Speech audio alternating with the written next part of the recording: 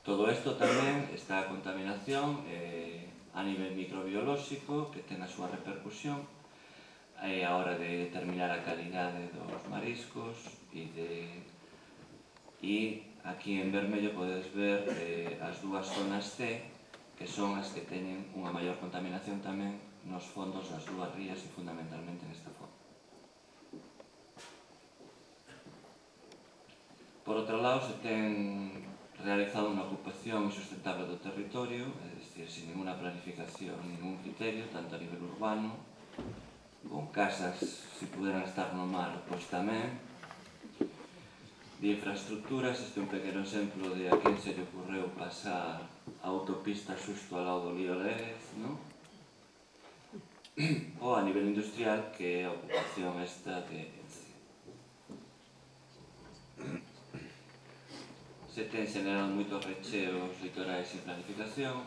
Eu só un pequeno exemplo que veades como era esta zona de Bueu nos anos 30 e o pouco que quedou de toda esa zona na actualidade. Estos hai moitos exemplos e además os coñecedes todos, o que se fixo na fachada do río Lérez, dando alturas aos edificios e prácticamente cerrando, recheando as marismas, etc. A vez, temos unha permanente indefensión sobre os macroaccidentes marítimos, e na calle moita xente empeñada en que non falemos destos temas.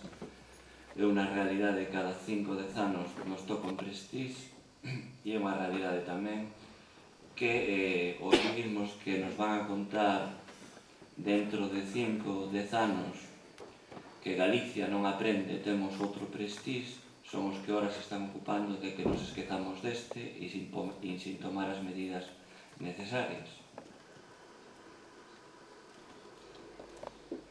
Temos un problema grave con as mareas tóxicas que teñen unha motivación debido aos altos niveles de nutrientes e que, por exemplo, neste caso, de nutrientes, digo, de material orgánico e nutrientes que permite esa floración. Este é un grave problema para o cultivo do mexillón, pero para moitas outras especies, desde a orella de mar a outros mariscos. Podedes ver aquí os meses de afectación nas diversas rías, Betanzos do ano 2003, pero todos os anos son moi parecidos últimamente. Betanzos son 3 meses, Cormelas 4, Muros 6, Arousa 5, Pontevedra 10 e Vigo 7. E isto ten que ver con toda esa contaminación orgánica que falábamos antes. Temos un problema evidente de contaminación paisaxística e hai que estar cego para non velo. Existen traballos, existen declaracións sobre os problemas medioambientais e de saúde humana que provoca a vez todo este tipo de emisións. E temos un problema democrático tamén, porque parece ser que no tema de ENCE, outros tamén, aquí non pode decidir a cidadanía. Este é un tema reservado a determinados grupos de poder e iso constituye un problema democrático real en unha sociedade que así se considera.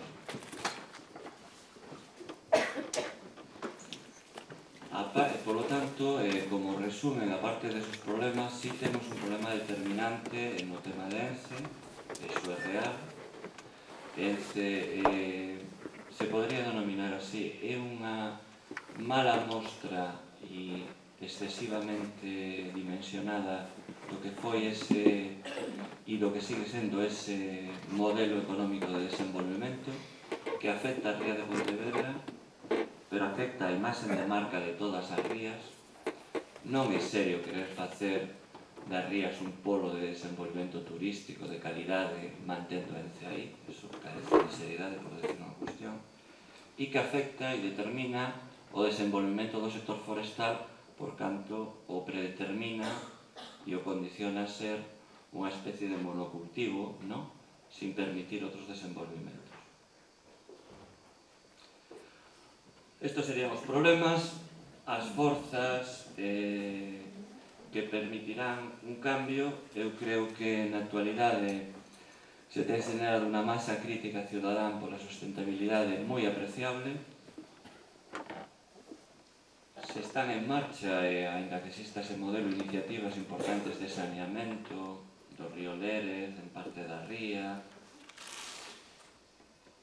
Hai os sectores productivos base, aínda que dito así, e eu teño que decir aquí, non me cansarei de repetilo, é unha vergonza ver os sistemas primitivos de extracción de marisco que se dan en este país, que somos do primeiro mundo, e como non se lle permite desenvolver aos mariscadores ou aos mariñeiros outro tipo de desenvolvimento.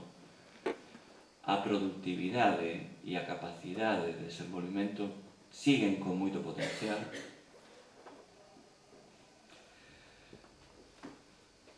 Pensamos que existen iniciativas que están empezando a centrar o urbanismo na calidade de vida e relación positiva ca natureza, como pode ser recuperacións de ríos, borde litoral, aí se está xenerando cousas interesantes.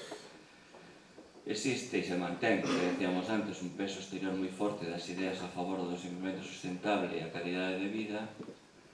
E tema importante tamén, que dúbida cabe, existen na ría forzas políticas que apostan en maior ou menor medida por estas ideas e que poden canalizar todas esas presións que existen. Por lo tanto, na miña opinión, e vou rematando, existen hoxe dúas opcións claras.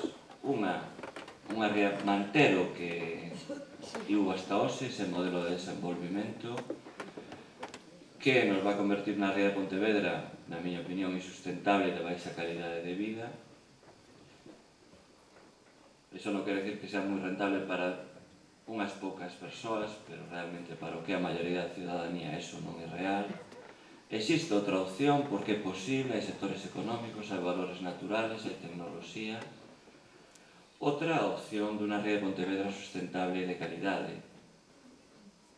E para iso eu creo que son precisas as seguintes medidas: o traslado de Ence. É unha cuestión de sentido común e non ten por que orixinar ningún problema. Ten que haber unha solución definitiva ao tema dos vertidos.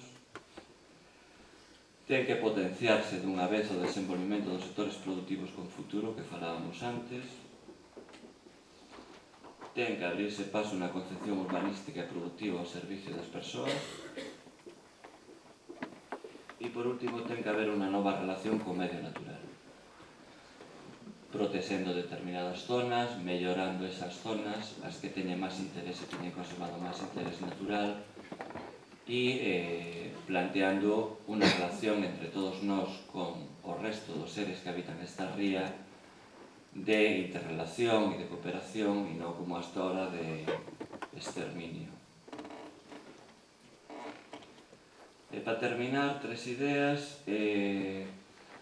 Unha, referirme ao tema de Ence, que o tedes moi de actualidade, e eu creo que sería bo recoñecer no tema de Ence que os seres humanos somos limitados, que cometemos erros, e o tema de Ence foi un grave erro, e é de humanos tamén rectificar, e sería bo dar un paso atrás e volver para empezar onde estábamos antes.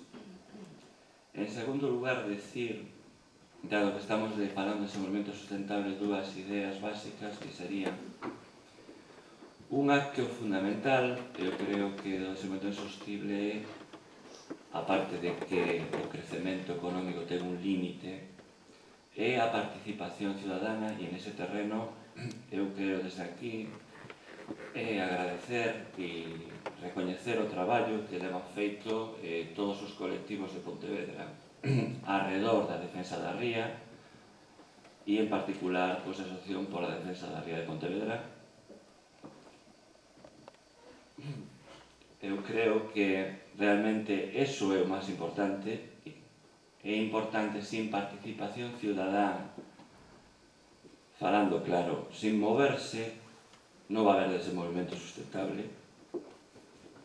E en tercer lugar, e para finalizar, eu quero tamén plantear que desenvolvemento sustentable implica complexidade, implica madurez na cabeza, implica ver as diversas contradicións e implica precisamente unha sociedade máis madura. Nese sentido, agradecer a invitación ocasión de Aula Castelao e estas jornadas e o esforzo que facedes, porque complexizar e madurar a cabeza é o mellor que se pode facer. Moitas gracias.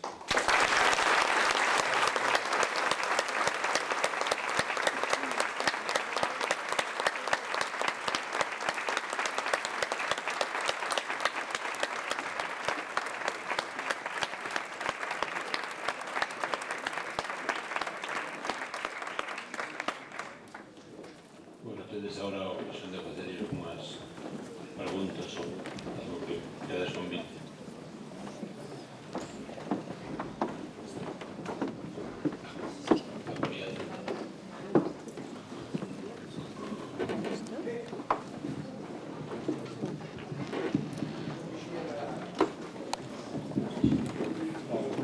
Sí. Bueno, son Benísimo Pazos, portavoz da Federación Castelao no tema da defensa porque se quite celulosas onde están no 2018. Non temos nada en contra dos traballadores, pero sí en contra da situación da empresa. Eu sei que Alberto está moi comprometido tanto co medio mariño como co medio forestal, pero eu quixera, entendín perfectamente, creo que todos, o que nos estuvo explicando a través dese DVD moi claro e moi pedagóxico, pero quería falar un poquinho máis claro e concreto para que o entendéramos todos, e hai alguén que non o entendeu. Si é recuperable a zona onde está celulosas, no caso seguro, eu digo seguro porque non digo hipotético, porque decir hipotético sería antidemocrático, si a regeneración desa zona é posible, e si con celulosas fora da zona a contaminación medioambiental tanto orgánica como química da planta a que queren aumentar levaría a cos sectores productivos da ría como son mariscadores da pé, a flote, mergulladores, mesiloeiros e tamén pesca artesanal da ría e da costa, podría mellorarse a situación, podría incluso aumentar o número de productores en estos sectores. Gracias, Alberto, pola lección que nos acabas de dar. Bueno, eu non teño intención de dar ninguna lección, Primeiro eso, segundo, eu creo que hai que separar os temas. Dito así, primeiro, a nivel de a tecnoloxía que disponemos, non ten por que existir ningún problema se hai vontade política para recuperar esa zona. É dicir, se se foi capaz de baixar a 4.000 metros de profundidade e sacar parte do chapapote que estaba no Prestisa fundido, se hai vontade política, medios tecnolóxicos hai de sobra, eso non é o problema.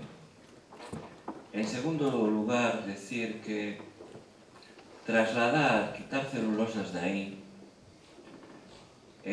non ten nada que ver con os postos de traballo ni cuestións dese tipo. É dicir, eu penso de verdade que é un flaco favor que se fai á ciudadanía e a unha sociedade madura a dar a decir esas cousas, e indica moi pouco das persoas que o din, porque na ría de Pontevedra sodes, me parece, según as estadísticas da propia Instituto Galego de Estadística, sobre unhas 150.000 persoas vivindo. Hai uns 60.000 postos de traballo efectivos e hai uns 8.000 persoas, homes e mulleres, paradas e parados. Entón, o que se trata é de xenerar un modelo de desenvolvemento que permita acabar con esos parados e paradas, con a precariedade, a accidentalidade, e iso non pasa porque Ence se traslade para un sitio ou para outro, non ten nada que ver, é outra cuestión, por moito que lle interese aos directivos de Ence. E dito de outra forma, é dicir, no terreo do campo, por decir cousas, é dicir, a riqueza forestal que existe aí, Ence, estou convencido que non va a pechar na vida, porque o negocio que está facendo a conta do campo e do forestal, si se van e pechan, enseguida vai vir outro que se va a aproveitar, non hai problema, e os postos de traballo se van a manter. Iso é unha majadería, plantear as cosas neses términos, é dicir, neste país e a xente que ten moito poder ten un mal vicio de convertir o que é o aproveitamento da riqueza que lle damos de máis en unha especie de servicio paternalismo, é dicir, se Ence non se aproveita da riqueza forestal que hai en Galicia, vendrá enseguida outra empresa e se aproveitará, non hai ningún problema. E tendrá igual ou máis postos de traballo. E digo nun suposto desas amenazas de peche que carecen de sentido. Eu creo que colocar aí Ence foi un error, que daquela calquera yo decía o caudillo, o xente que o intentou e sei que non. Pero, dito así, se hoxe en día, e é o que lle teño dito aos medios de comunicación, se hoxe en día existira a enseada de Lourizán, existira a playa de Praceres, eu creo, e non estuvera Ence aí, eu creo que ningún político, ni o noso querido presidente da Xunta, se atrevería a plantear en voz alta que hai que colocar unhas celulosas na ría de Pontevedra. Porque sabrían que é inviable a nivel de opinión pública e de realidade.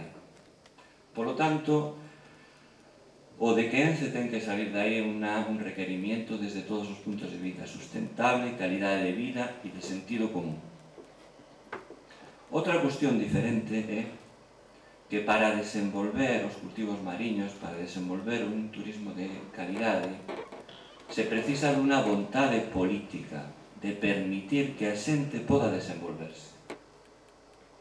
É dicir, non hai sector económico, ni la General Motors, ni la Ford, ni ningún sector económico importante, ni Pescanova, non se poden desenvolver ao marxen de que hai un certo apoio da administración. Eso é unha realidade.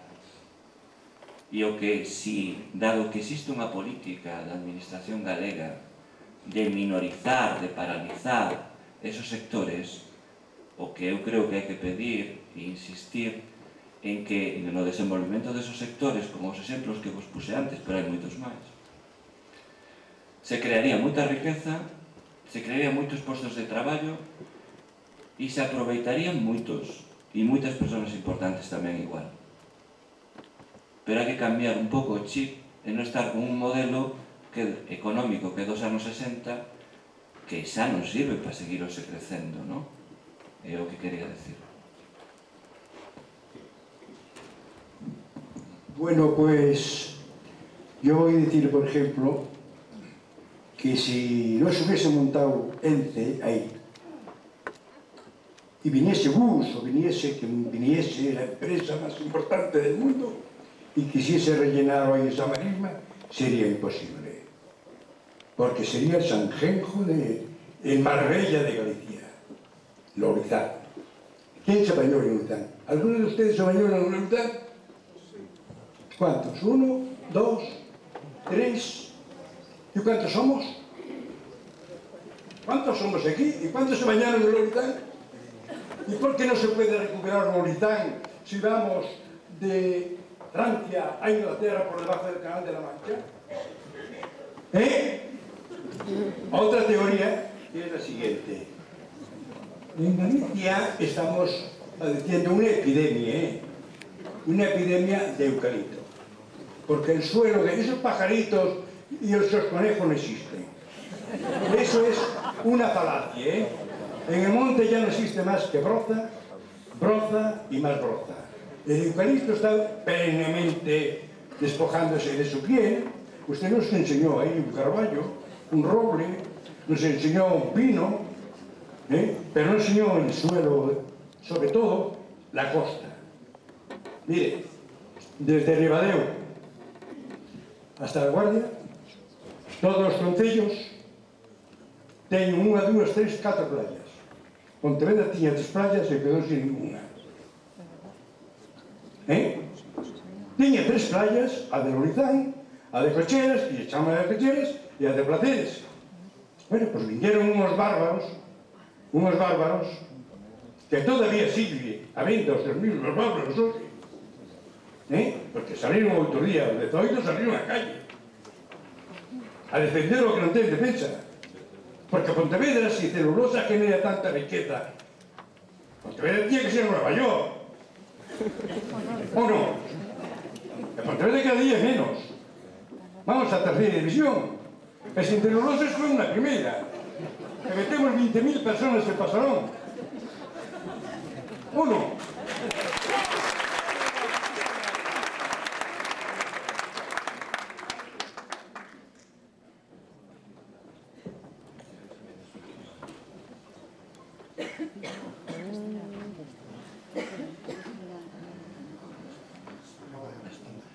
Me permites un momento. Sobre o que preguntaches antes, que eu sobre esa polémica dos postos de traballo, comprendendo a inquietude que pode ter a xente, eu quisera comentar aquí un tema para que reflexionemos todos e reflexionen tamén o mundo do traballo. Esta é unha foto dos depósitos de hidrocarburos de Ferrazo na Illa de Arousa, que cando se originaron as movilizacións na ría para o seu traslado e polo peligro que supoñe, e logo vimos o que pasou co Prestige, daquela se xenerou tamén un movimento parecido que se ten vivido de adhesións incondicionales polos postos de traballo que suministraba o Porto e que iban a ter estos depósitos, declaracións de comités de empresa do Porto, e toda esta cuestión. Hubo tamén manifestacións de todos os sectores productivos e ciudadanía da ría, moito máis importantes que houve outro día, e nadie reflexionou nada, por suposto. Da Xunta nadie reflexionou, de 40 a 50.000 persoas. Pero o que quería resaltar é que esas adhesións polos postos de traballo, por todos unidos, ten acabado estes días pasados en unha situación que está así reflexada nos periódicos de pasado o tempo os estibadores non teñen traballo. Estoume a referir que unha das cousas que máis penosa, e o digo con conocimiento de causa, é que eu sempre pensei que o sindicalismo ten e debe ter un componente liberador das persoas que traballan.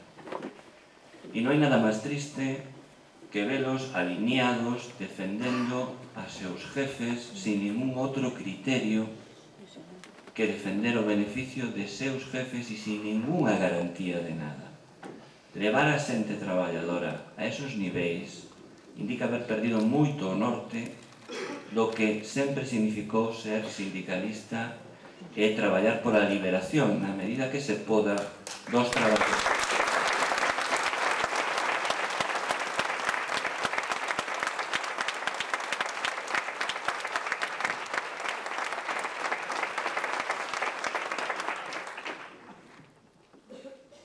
Boas noites.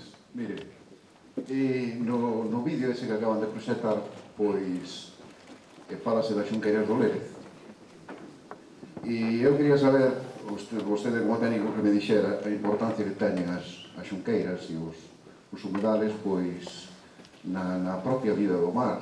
E digo isto porque eu nacín e criei ao lado dunha que é a xunqueira de Gandarela, ou de Pontemoinhos, que quedou pechado ao mar por 3 vías, o ferrocarril, a carretera de Marín e a autovía. E ademais sofreu outros atentados graves, como son o paso dun acceso desa autopista tan migracional que mencionou vostede antes, e o facer unha subcentral eléctrica, e outros vertidos de aceites das cocheiras da Unión. E entonces, gustaríame saber si sería importante recuperar ese espacio, pois, si influye de alguna maneira como criadeiro, como relacionado co mar, non? Sí. Bueno, existe un convenio internacional de Ramsar, que se chama así, donde o Estado español forma parte dos firmantes, non me digas ahora a data, non me acordo de memoria, que agrupa os principais humedais do mundo precisamente por o importantes que son esas zonas, non? E implica unha serie de obligacións dos estados firmantes. Esas zonas son moi importantes, primeiro porque son zonas de muitísima productividade biolóxica, non? Aí o que se quería describir é a variedade de biodiversidade que se pode atopar en esas zonas, precisamente porque hai moita productividade. Son zonas de cría moi importantes para moitas especies e son zonas á vez que son sumidoiros de contaminación, é dicir, fixan a contaminación das aguas dos ríos, non? Con o cual manteñen en gran medida limpias as aguas, non? Da ría. Por todas esas situacións existe ese convenio internacional para manter os humedais que se poda. Desgraciadamente, o desenvolvimento urbano nas rías e en gran parte do litoral de Galicia se ten feito especulando no recheo de humedais. Pasa aquí en Pontevedra, pasou en Vilagarcía, pasou en Cambados, non? Porque antes esas zonas non se valoraban nese sentido, pero é unha das zonas máis importantes a nivel biolóxico e natural a conservar e mellorar. Aí tes toda a razón, ti.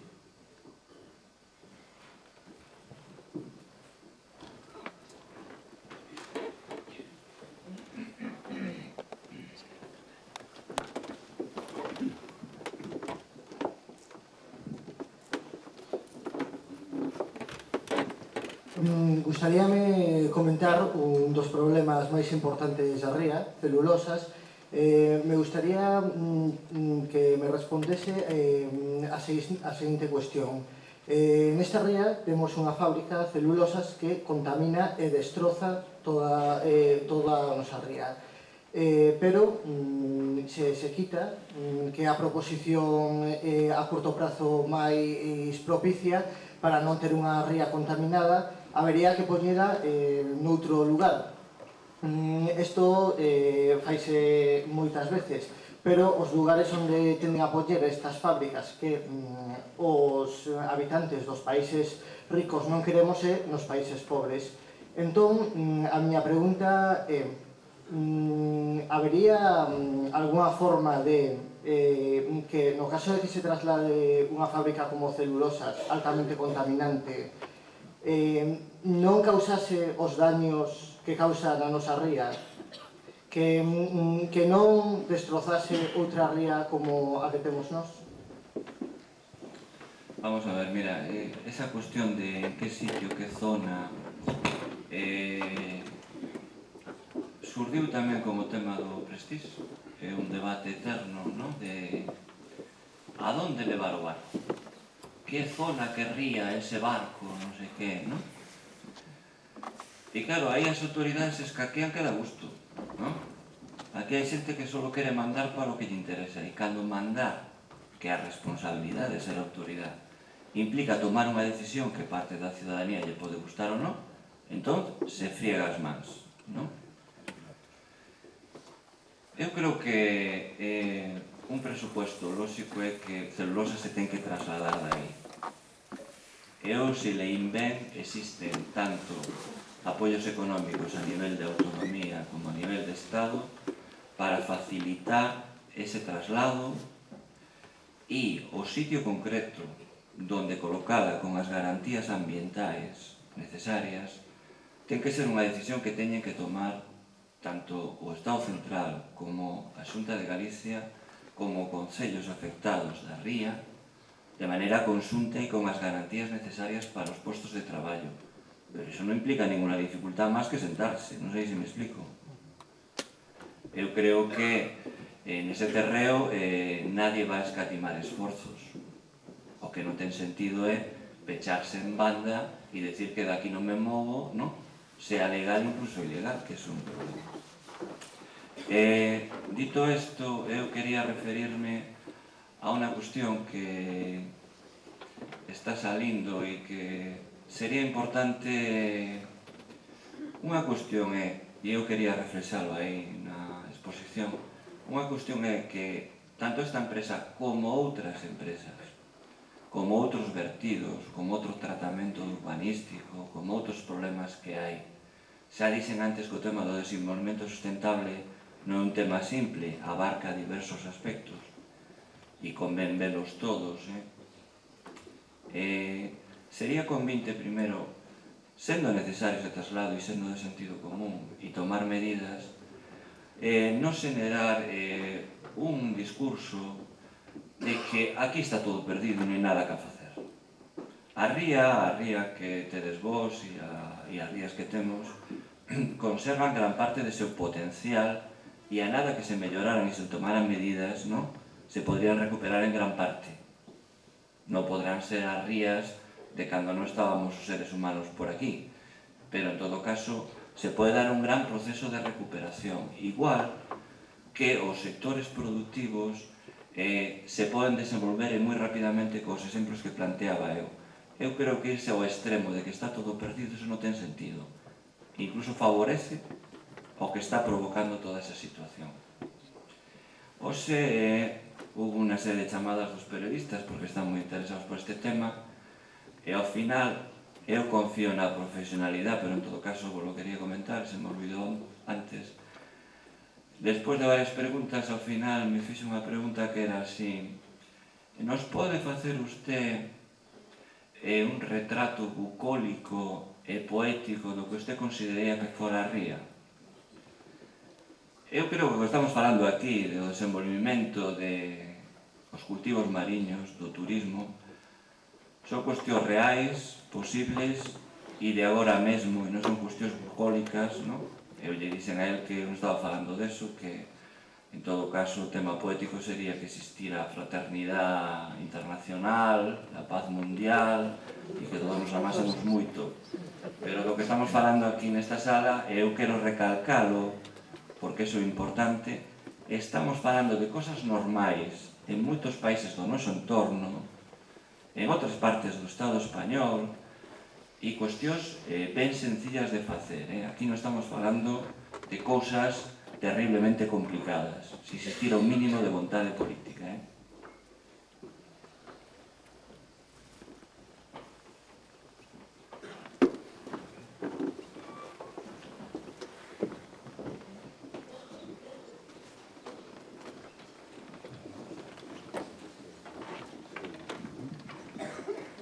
Hola, buenas tardes. Bueno, vamos a ver, eu me gustaría decir... Como? Gustaríame decirche tantas cousas.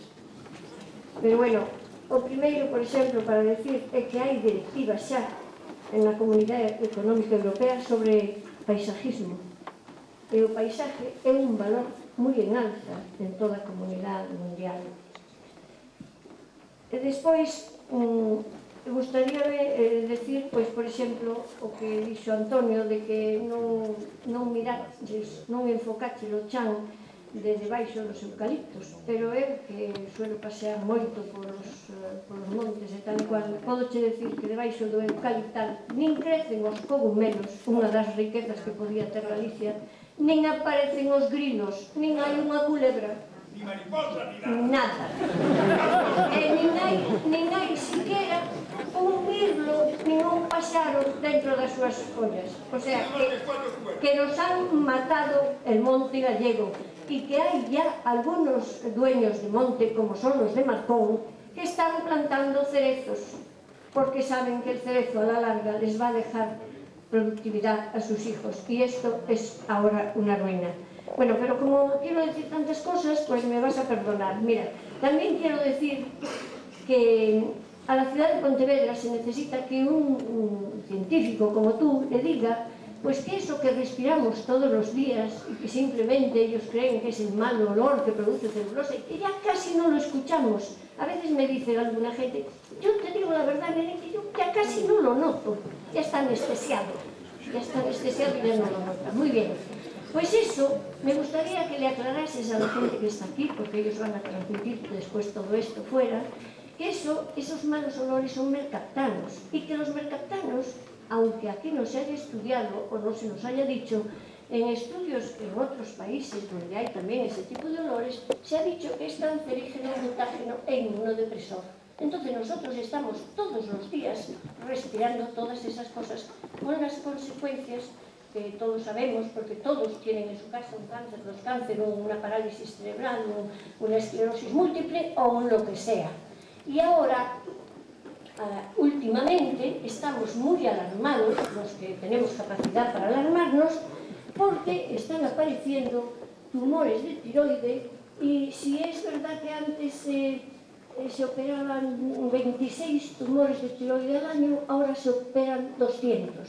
Estamos muy preocupados, seguimos estando muy preocupados, porque hace muchos años a mí un profesor, que supongo que tú recordarás, que era el profesor Bermejo, me dijo un día: Leonor, no es lo importante la almeja, lo importante es ese mercurio transformado en metilmercurio que ustedes respiran y aspiran por la piel todos los días.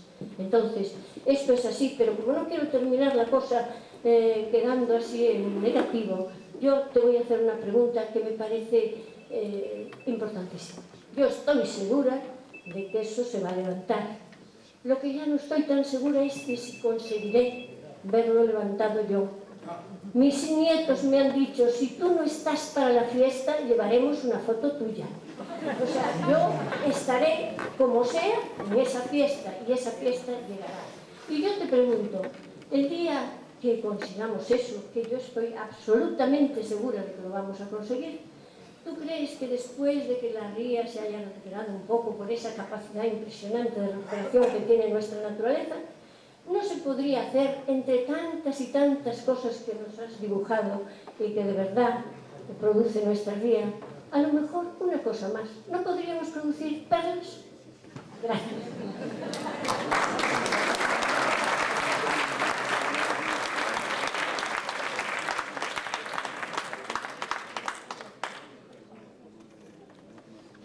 Primeiro aclarar a parte escéptica do DVD que as filmacións que aparecen aí están filmadas nas rías, bastantes están filmadas na ría da Arousa, en todo caso no tema das roaces e tal, é a mesma manda que entra na ría de Pontevedra que na ría da Arousa, pero son filmacións digamos, de seres vivos que ao mellor que nos están acompañando hoxe en día, non?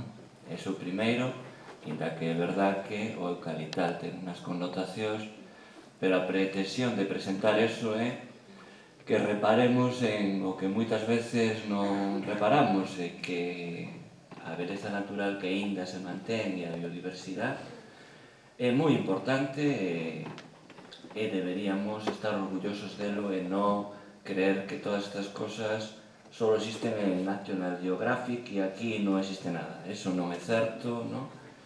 E deberíamos defender o noso. En segundo lugar, eu creo que sobre todos estes temas os científicos está ben que digamos o que sabemos, que digamos a nosa opinión como cidadáns, pero o fundamental é o tema de que a cidadanía se mova e participe. Os científicos, como calquer sector social, son susceptibles de presións e son susceptibles de ter medo como todo o mundo, e a desgraciada actuación de moitos científicos antes, durante e despois do Prestige así o demostra. Polo tanto, eu non fiaría o meu destino en a opinión de ningún científico. É bo que haya informes científicos, é bo que se analice e opidades con rigor todo ese tema sanitario de saúde, por eso pusen aí. Pero o fundamental, eu creo, é que vivamos en unha sociedade democrática e que a xente, a ciudadanía, pida e contraste e madure. E sobre o tema das perlas, devolvéndote a broma, dito así, eu espero que realmente eso pase e espero que podamos desenvolver unha acuicultura e un turismo de calidade, porque se non, ao final, as ameixas sí que van a estar a precio de perlas moito máis como isto siga así. Sí, Alberto, mira, unha puntualización sobre o tema do Porto de Marín. Falabas do Porto de Marín, eu quería aclarar que o Porto de Marín ten unha serie de problemas básicos. Un deles está relacionado precisamente cun dato que diches, que é que a autoridade portuaria suele medir a actividade portuaria en toneladas. Se por fixante sempre a miden en toneladas. As toneladas se refiren basicamente a mercancía de granéis. Porto Marín está ahora mismo sendo un monopolio de dúas empresas. Dúas empresas, unha delas vencellada directamente aos tráficos da pasta de papel. E se están xenerando unha serie de recheos que están atacando directamente ao fondo da ría, porque ademais non hai calado para meter moito máis. E o 80% dos postos de traballo do Porto de Marín se xeneran no sector pesqueiro, pero curiosamente o sector pesqueiro está sendo absolutamente liquidado.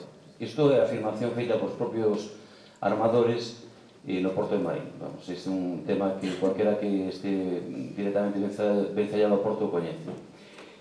E depois queria tamén puntualizar un tema que non se menciona aquí, que é o tema de Georgia Pacific, o socio que escolleron para a fábrica de tisú, socio americano, que é unha das terceiras multinacionais máis importantes na fabricación de pasta de papel e que está catalogada entre as 4 empresas máis contaminantes de Estados Unidos. Ahora mesmo ten dotado no seu balance anual do ano 2004 $700 millóns, que cada un bota conta, pero debe ser uns 70.000 ou 80.000 millóns de pesetas antigas, solo para un tema que é o tema de contaminación por asbestos, por amianto. E a propia empresa declara na súa memoria que non sabe se lle chegarán estes cartos.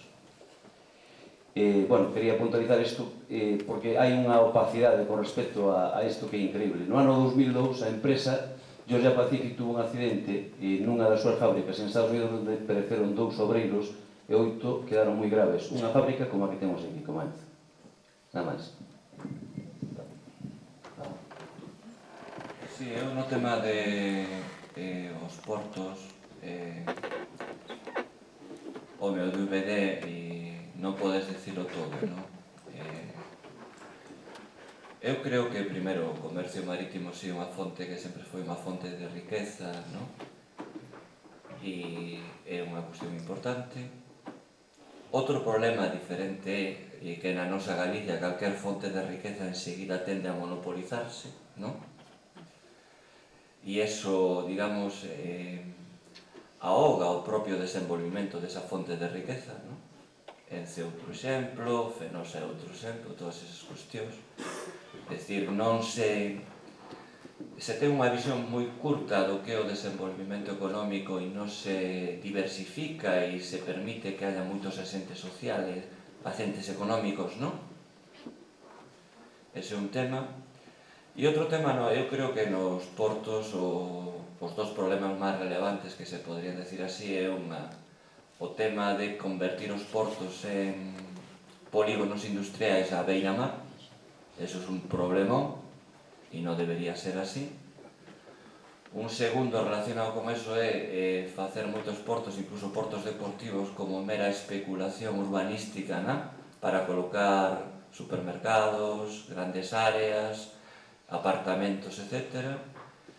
E o segundo gran aspecto é que calquer recheo, calquer obra no mar corta as corrientes, cambia os mecanismos de sedimentación e iso afecta, como parece ser que está afectando en concreto os novos recheos que se están facendo. E iso ten máis implicacións que se debía estudiar previamente todos esos temas e facer un estudio de impacto ambiental mínimamente serio. Eso é o que opino dese tema. Ben, teremos a ocasión nos días vindeiros en tocar, seguir con estes temas, non? Un aviso para media dúcia de persoas que se atopan aquí nesta sala.